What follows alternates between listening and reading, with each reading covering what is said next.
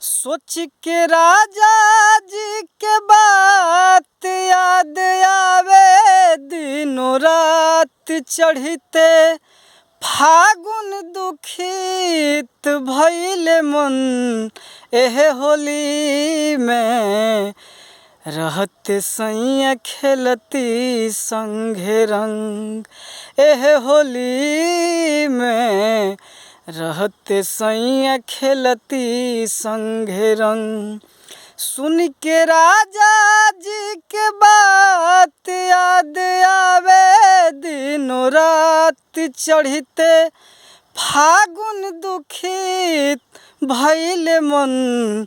एहे होली में रहते सैया खेलती संगे रंग। एहे होली में रहते सैया खेलती संगे रंग।